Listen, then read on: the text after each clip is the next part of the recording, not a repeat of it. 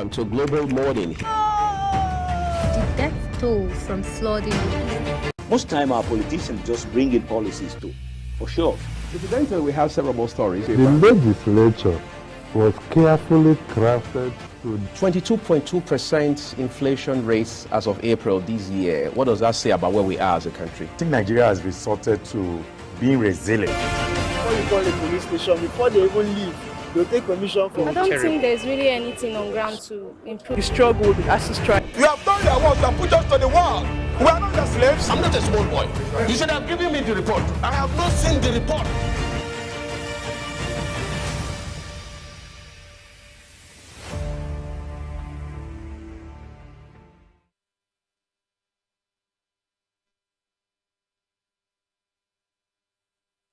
Abba has just shown on the program this morning. Sometimes the difference between 200 and 300 may look very vivid, but at some other times, I mean, you have to rack your brain a little to be able to figure out what exactly it is. And that's why we'll welcome you to Global Morning today on Global Television. We're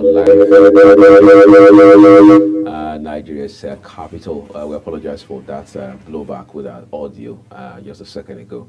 Right there. I'm Uyag Mofwegwe, and like I mentioned a while ago, or at least I hinted, Queen Agaba is also on the show this morning. So, Queen, you and I need to talk about numbers, maybe during the program, maybe after the program, but for now, it's good to be on the program. I'm sure you had a great night, by the way. Yeah, I did, and I trust you did as well. Yes, I did. Of course, I had to, knowing that my show will hit the road at 7 on the dot. No excuses. And you know, we're in the rainy season, and I think the night is shorter for me. I don't know. You want an extension? Yeah, I think I should have. I think we're experiencing shorter nights and longer day, right? Days, yes. And you know, because of the cozy atmosphere, it's just safe to sleep. I almost, slept off a mystic show, but I knew I had to be here. Thank God for alarms. Okay, so it's been 24 hours of several events across this country and even beyond. One of the recent developments, very, very recent developments, how that the CBN, the EFCC, and other agencies of the government continue to rail against unethical, unwholesome practices within the finance space, including cryptocurrencies. That's still a conversation that Nigeria has not been able to come up with clear-cut policy direction. But recall that, Queen, when this cryptocurrency thing came to a head, where we still had former presidents, Muhammadu Buhari in office, of course, the vice president at the time was Professor Yemi Osinbajo, himself a savvy lawyer, somebody conversant with tech, of course, with some background, sizable background in economics, had talked about how that at that time, even though the Buhari government had moved to say we're banning cryptocurrency outright, his position was, why don't we step on our brakes for a minute and then look at ways we can regulate? Because at the same time, crypto had become more an acceptable element in several parts of the world, including across Europe, and then, of course, in the U.S. As it stands right now in the U.S. and in some other parts of Europe, you find places where there are crypto ATM terminals, all right? So that's how much they have adopted it. So I think the point the former vice president was trying to drive home was that, look, we shouldn't throw the baby in the bath water away, all right? So we should be able to see the blessing in the curse, as it were, that sort of thing. But that hasn't really happened just yet, because we understand it will appear the financial authorities in this country are still, for the most part, blaming cryptocurrency for some of the woes we have seen in light of how the dollar, I should say, got weakened in recent months, even though we are seeing some strength in favor of the dollar coming through. Of course, we understand what has happened to the two Binance executives very recently, even though one had absconded, and now we understand authorities in Kenya, the place to which he had fled, have been able to get hold of him. Nigerian authorities are working assiduously to extradite him. All of that will happen in a matter of days and weeks. Meanwhile, his partner, another executive of Binance, one we are told, we have not confirmed independently, also had worked and trained worked with and trained some members of staff of the EFCC. He's now been remanded in the Nigerian prison here at the FCT. When you look at all of this, you're wondering, how is it that there are parts of the world, developed countries as they're called, are adopting crypto? In Nigeria, we seem to be anti-crypto. crypto. You want to help us make sense of that? I mean, you are on the business desk. Yes.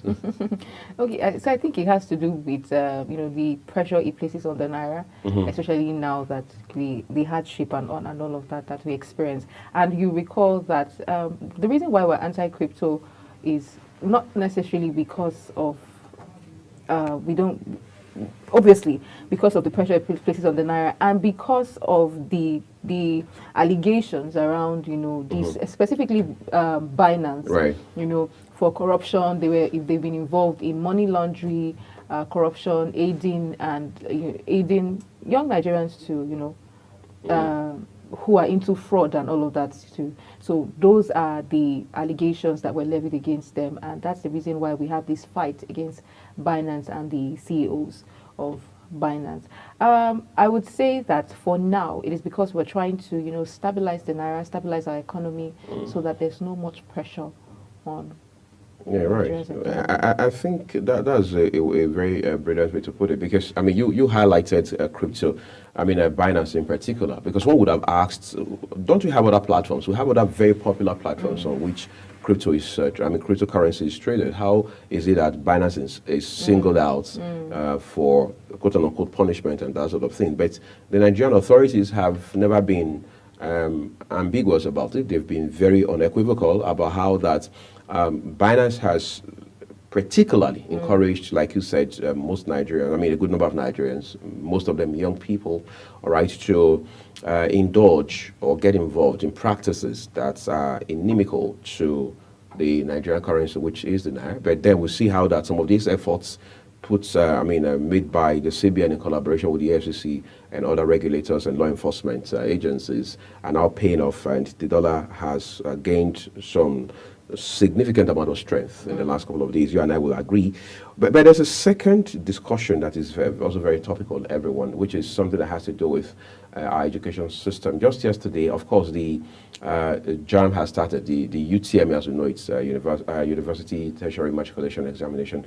These days it's difficult for me to even know the difference between both, because it wasn't UTME in my days, but then we need to move the evolution. So yesterday, Minister of Education, Professor Tahir Mamman himself was taking our time to look at what was happening across the different centers, and one of the things he did observe was that, look, there has been very appreciable improvements in the process. I mean, technology, regulations, all of the efforts being made to double down against malpractices in the course of examinations and all of that. But he also highlighted some concerns that the government has, one of them being that you now have a situation where everybody wants to go to university. Everybody wants to earn a degree. Queen has a degree, by the way. Yeah, all right. Yeah. So you're wondering. I mean, Queen, if you hadn't gone to university, would there have been any other way you would build capacity for yourself going into the future as a young person? As a young person, I would say that education is really very integral.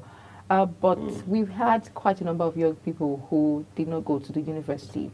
Now, this is not because they didn't want to go to the university. Or because they didn't have the brains. Or because they didn't have the brains. They did have the brains, but maybe they did not have the financial capacity at the time to, be in the university, to fund, being in the university. So they opted for other means. A typical example would be the very famous designer, Vicky James, who, she time and time again, she's told the story of how she's never been to a university, but she's currently now, because she's well established, but she had gone for craft, just played along passion, and she's doing very well for herself, very well established, and she's become an employer of labor and have had to train thousands of young people in that line.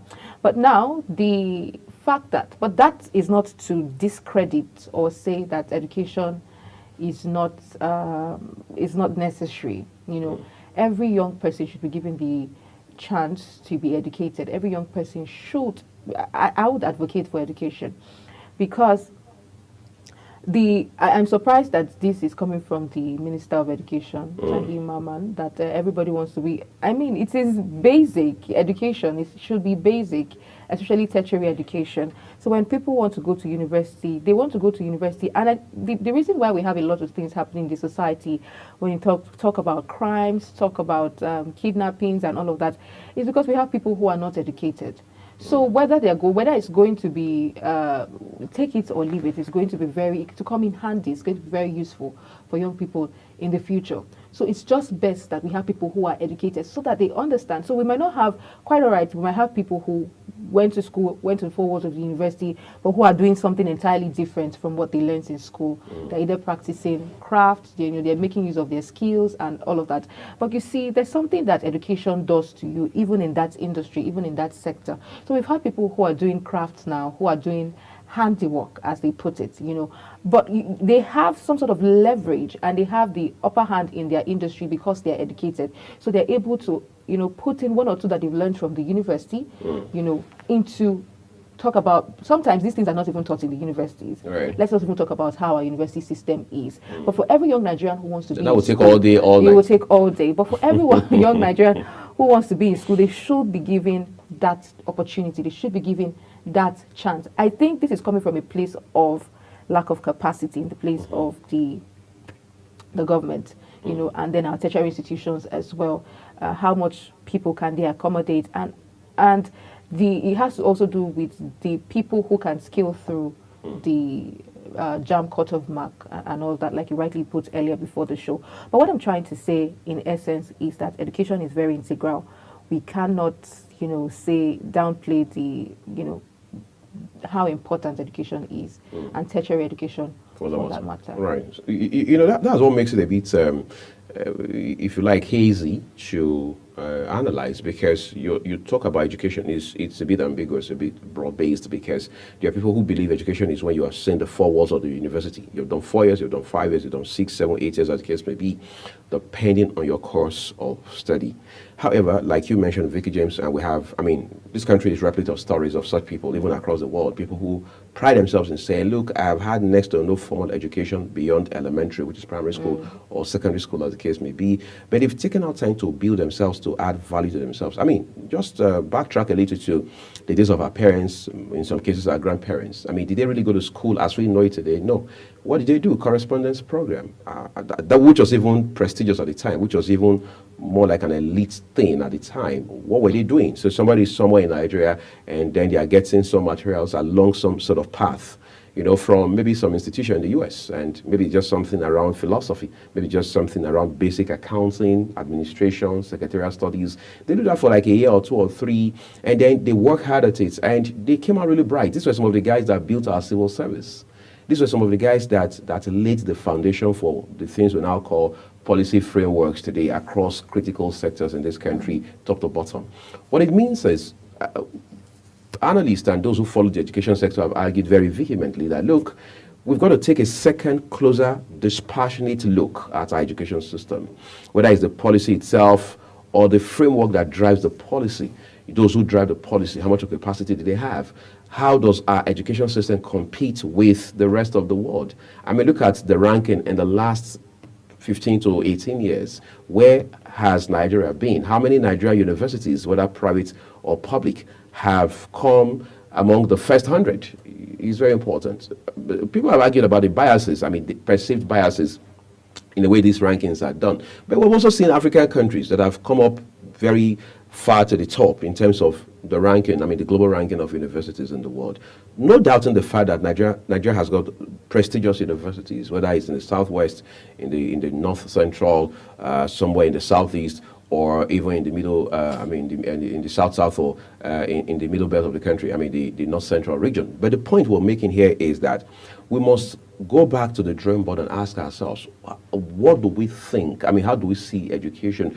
Because it appears now that bachelor's degree is the benchmark. So for you to say I'm educated in Nigeria today as it stands, you've got to say at least I have a bachelor's degree or its equivalent, which is HND, even though that's, if you like, discrepancy, is still there. The dichotomy of BSc or bachelor's degree and HND is still there, and that's the reason you see once you're done with HND in Nigeria, there's that temptation, that default temptation to want to quickly go and do a PGD as they call it, so you can quickly do a master's and raise your game. Because in this same country, in my lifetime as a relatively young person, I'd heard a head of service, head of service of the federal government talk about how that, look, if you have HND and you have BSc, you are not at par.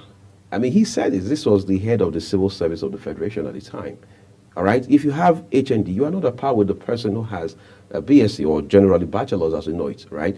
Because according to him, if you have HND, what you've got to do is find a way to better your lots. Of course, what that obviously suggests is do something within the university system, all right? Do a PhD, get a master's degree to raise your game. Otherwise, you both are not on the same level. So when you have a system like that, what do you find? Hypocrisy. Because when you have a head of federal civil service thinking and sounding this way, you have a legislature, federal legislature, that is saying to you, look, it's the same. We have a piece of legislation that says both of you are at par, and so on and so forth. But the question is, in the marketplace or in the industry, is it the same? If two persons show up for work, regardless of the sector or the organization, one with HND, the other with a bachelor's degree, who is likely going to get ahead? I mean, generally speaking, even though we know we can have a bit of exceptions in this case. But there was another very important issue that the minister raised, which was the age of gaining admission into the university. He says it should be a baseline of 18 years. However, he expressed worry over how that today you see 15, 16-year-olds in the university, and for the most part, he pegs the blame on parents and and guardians, because he says they are the ones who are pushing these children.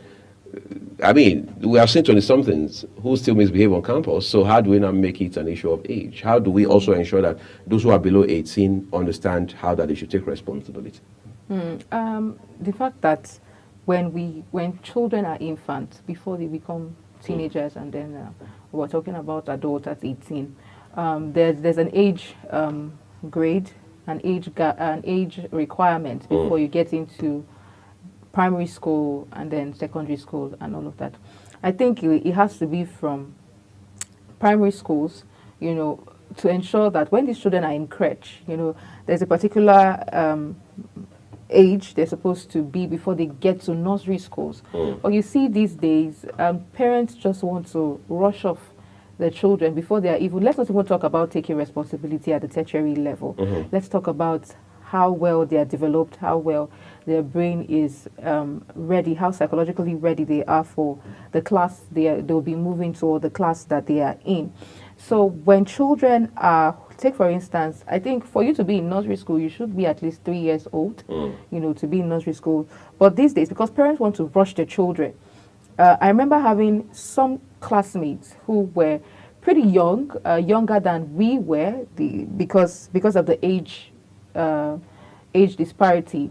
So they had to repeat the classes because they could not understand, their capacity could not carry the level that they were in primary school. So you had cases of people having to repeat.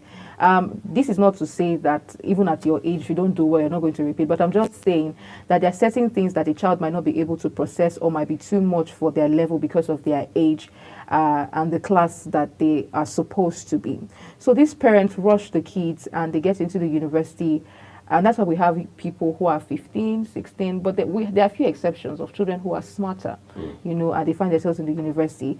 But that's notwithstanding, I think if 18 is the, age that has been marked, that is required for you to get into the university, parents should ensure that their children are at least 18 years of age. And if children finish this is because they rush the children. So if they have the required age, if they get to nursery schools, primary schools at the required age, definitely they're going to maybe be finishing up at somewhere around 16, 17 years old. They could learn a skill within that 1 year period that would even be very helpful, that would be very, that would come in handy in the university. So we've had people, the reason why we have a lot of people who get into the university, and a lot of people are not from well-to-do homes. But in that 1 year, let's say you finish secondary school at 16 years of age, you have that period of time to learn a skill, at least for 1 year, if you're that young,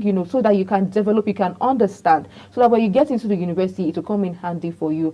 And most likely, because you're educated, that skill, you might come out of the university and, function in the best capacity possible as regards the skill that you learned in your 1 year period after your secondary school.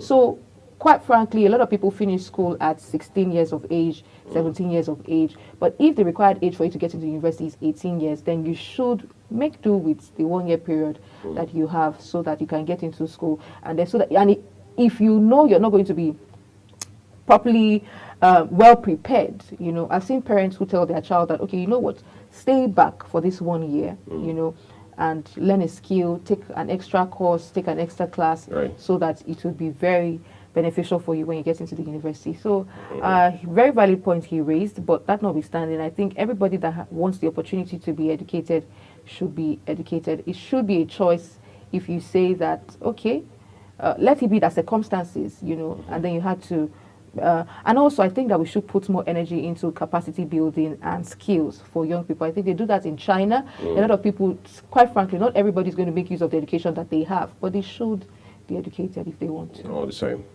All right, we're going to talk a little more about this education issue, particularly from the standpoint of what the minister has now raised. But then Fatima Umar, we understand, has put together for us something that could give us some breakfast, lunch, or dinner idea. Enjoy every part of it.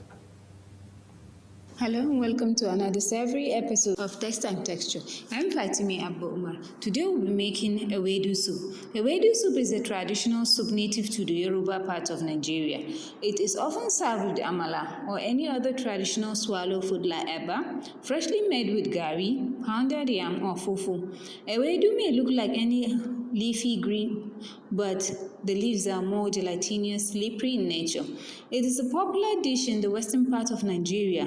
It is usually served with a soup called begri, a beans-based stew, and a protein such as meat stew or fish stew. Ewedu is a green leafy vegetable that is paired with stew or swallow. Other names for ewedu include jute leaves or molokai.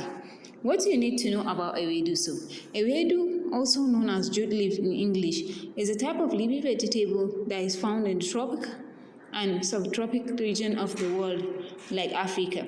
It is quick and easy to make and requires no expertise. And jute leaf is highly nutritious with many health benefits. Now to the ingredients. 3 cups of jute leaves, 2 tablespoons of locust beans, iru, 1 star cube, salt, crayfish powder, egusi powder. And now let's make it. Pick the jute leaves from the stalk and wash them with warm water to get rid of the dirt. Put it on fire in water for like 2 minutes. Add the locust beans, put on heat and cook for like 5 minutes. Pour it into a pot and add a little water and put it on fire. Add a scoop of crayfish powder and egusi powder, salt and seasoning cubes. Cook for 5 minutes and whisk for viscosity. Take it off the heat and it's ready to serve.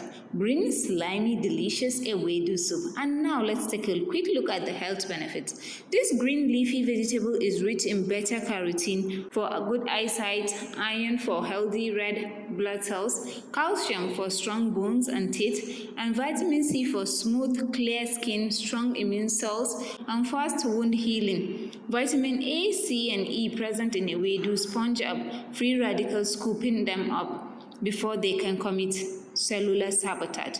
That's all for now. See you next time. Bye. Queen is just making a confession on the program, saying that she had hoped there would be amala to go with that delicacy. But we have Fatima Umar to hold responsible for that. She has to balance what she has started. I will say thank you to Fatima and her team for that production. So just before we get to bring you the AM news in the middle of the program this morning, Queen and I were chit-chatting a while ago about the state of education, particularly in light of the concerns highlighted yesterday by Minister of Education himself, a former VC of a university in this country. Of course, somebody who we expect should know the education system better than the rest of us, at least most of us. But then we also need to look at the fact that parents themselves have a role to play in this. When you have a child who wraps up secondary education at 15, there's this competition of I want my child to get to school, university as early as possible. All right, so at 15, he gets out of school or she gets out of school. And you understand that, for example, there's a system that demands for them to get into university at 18. So the question is, what do they do between that age 15 when they're done with high school and 18 when they eventually get into the university? It's a 2-year space at least in the middle of it, because we know they need to write JAM, they need to right post UTME and all of that. What do they do with those 2 years? There are several things they can do. They can take a course along the line of their intended field of study. They can, like you said, acquire a skill. You have a plethora of skills they can acquire, whether it's in fashion, some sort of creative kind of skill. Tech. I mean, yes, the creative industry has never been so good in this country.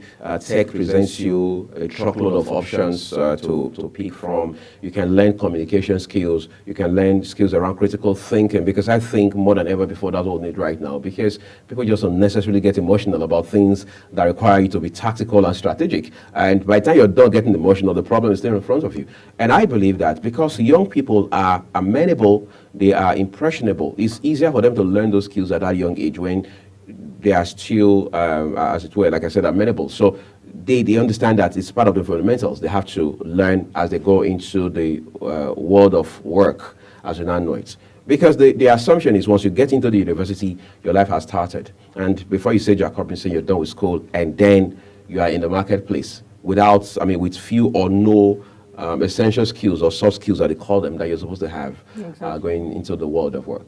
Exactly. So I quite frankly agree with you that within that short period of time, parents should engage their children in all of this tech, be it tech, going into tech, learning a skill in the area of maybe fashion and all that. And like you put it, critical thinking as well within that frame, so that when they get in the university, they are better aware of who they are and what they want to do, and they have a focus, and they can follow through judiciously, as well as I'm also in for financial empowerment as well. When you do these things, particularly a skill that can earn you, that can bring income for you while you're in the university, something that you can do maybe in your spare period, free period, whether makeup, just something that will come in handy for you. Because the reasons why we have a lot of things going on in the university, be it crimes and all of that, and is because to an extent, I know we have people who may be materialistic and like they say, our needs are insatiable and unnecessarily ambitious. Yes, or demanding. So they can go into extra vacant activities just to get money. But if there'll be not much pressure on the parents as well when they can get some things done for themselves because of the skill that they've earned before they got into the university. Incidentally, that's a fine place to leave it with this conversation, at least so far. We have a guest who will join us in the course of the program this morning to help us stretch it further. In the meantime, coming up shortly is Global AM News, and behind it, the rest of the show will return. Do stay with us, everyone.